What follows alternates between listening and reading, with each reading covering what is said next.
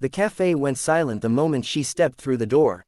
Warm yellow lights glowed against the brick walls, soft music drifted through the air, and the clatter of coffee cups suddenly seemed distant, swallowed by the sharp tension of one unexpected sight. She stood there frozen in the doorway, clutching a baby against her chest, her nervous eyes scanning the room until they landed on him. For a second, neither of them moved. The baby stirred softly in her arms, reaching for the collar of her sweater, while every carefully imagined version of that first date shattered in an instant. Across the room, he stared back at her, his expression unreadable.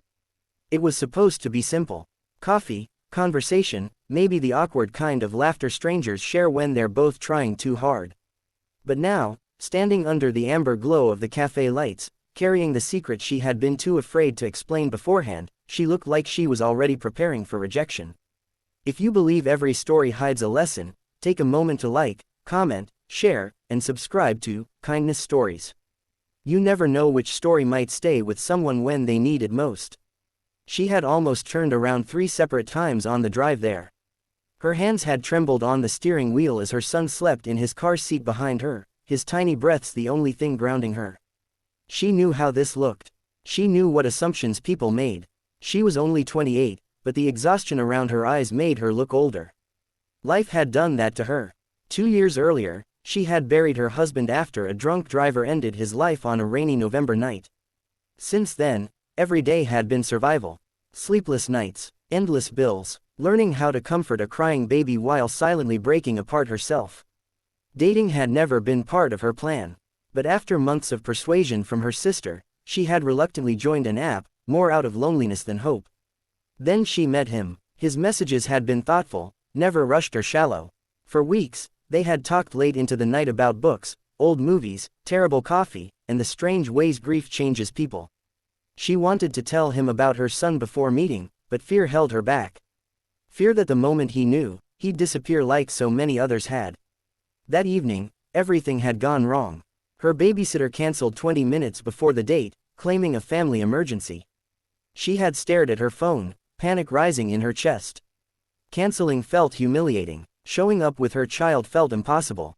Yet somehow, there she was, standing in the doorway of that crowded cafe, holding her little boy while dozens of imagined judgments crashed over her all at once.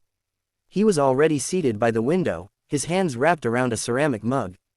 At 34, he carried a quiet steadiness about him, the kind that came from surviving things people couldn't immediately see.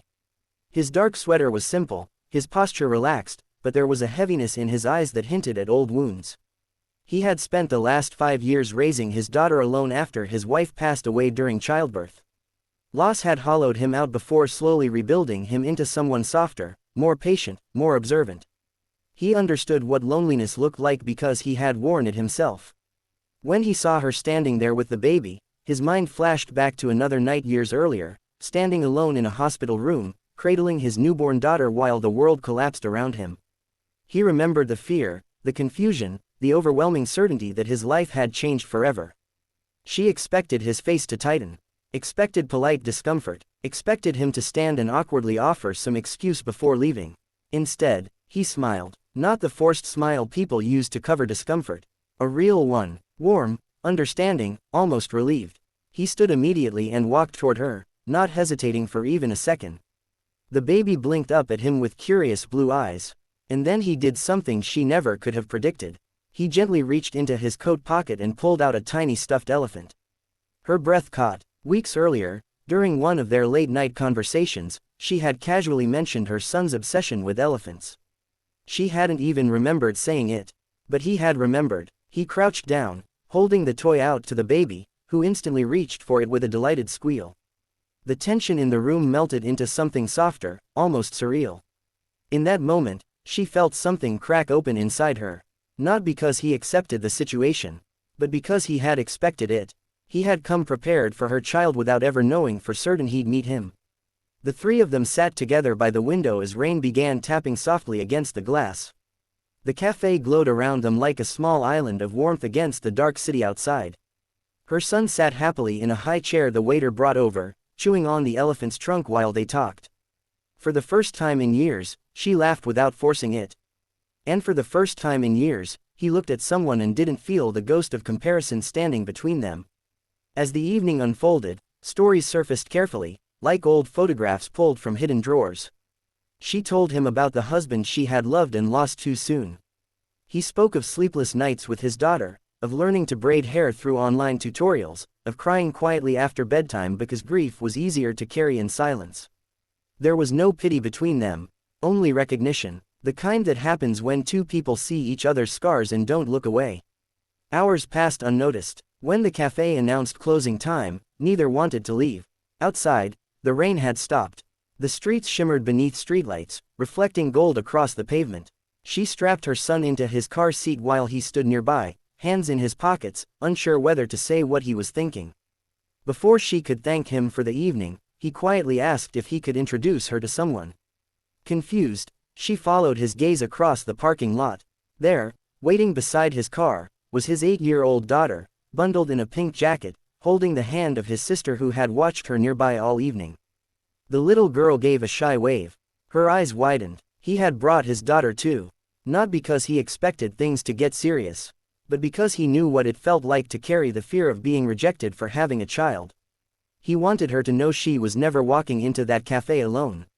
The realization hit her so suddenly that tears blurred her vision. Please pause here and comment below, what would you have done in that moment? She cried quietly under the glow of the parking lot lights, not from sadness, but from the strange ache of being understood in a way she thought might never happen again.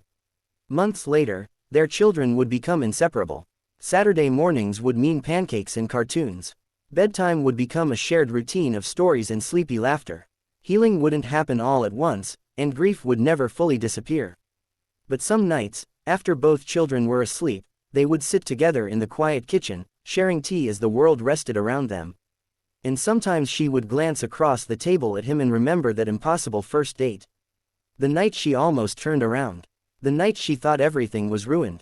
The night a man she barely knew reached into his pocket and changed the course of her life with a tiny stuffed elephant. If this story made you feel something, leave a like, share it with someone who believes in second chances, and tell us in the comments what part touched your heart the most. Because sometimes the most unexpected arrivals carry the exact beginning we never saw coming.